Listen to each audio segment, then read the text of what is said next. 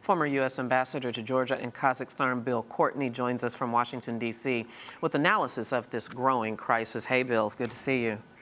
Good to see you. I want to start with this unfortunate news of the day, and that, of course, is the killing of this politician, Ryback, as well as the taking of hostage of apparently Ukrainian, perhaps even an American journalist. Does this create a sea change in the diplomatic landscape of this crisis?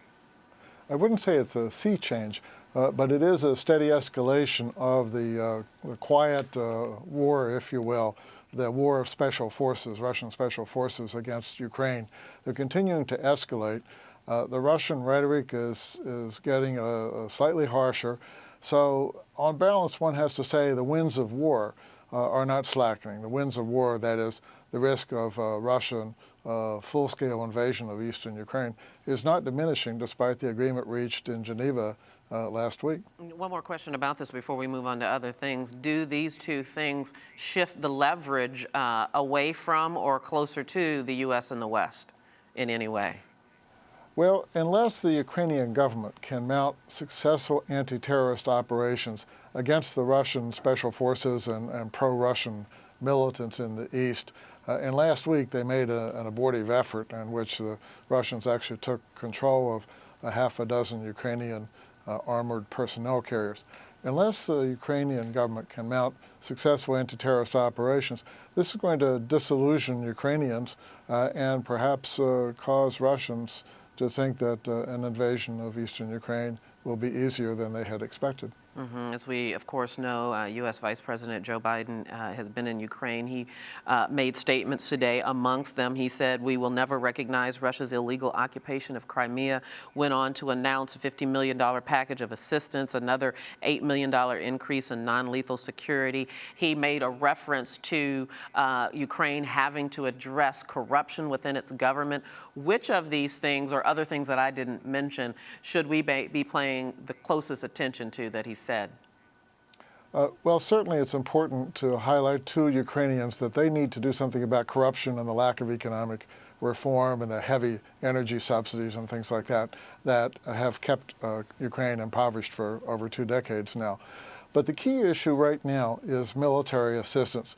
The United States and Europe have been unwilling to provide not only lethal equipment such as anti-tank or air defense weapons, but even non-lethal equipment such as night vision devices that could help Ukrainian soldiers equalize some of the imbalance between themselves and Russia. The West has been very reluctant. And then secondly, the West has been reluctant to escalate sanctions. The original sanctions were because Russia took over Crimea.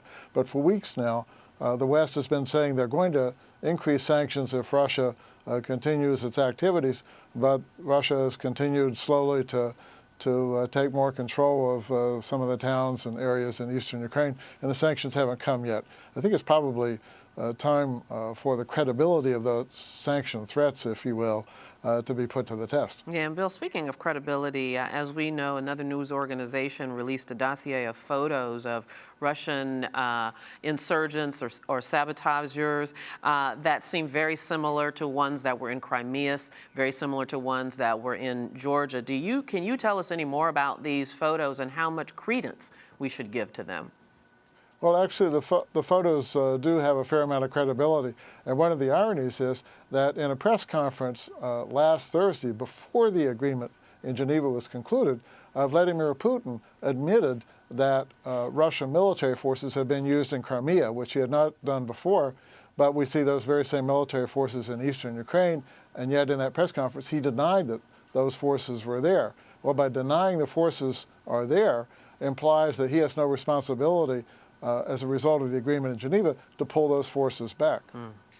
Yeah, that's a very interesting point indeed. Finally, before I let you go, of course, there's preparation for a presidential election upcoming, and I've read that one of the favorites would be the Prime Minister, Arseniy Yatsenyuk. What's his chance of winning, and who might be the other emerging leaders in this election? And can they really pull it off under these circumstances? Probably the elections can be pulled off in most areas of Ukraine. There will be some challenges, though, in parts of eastern Ukraine.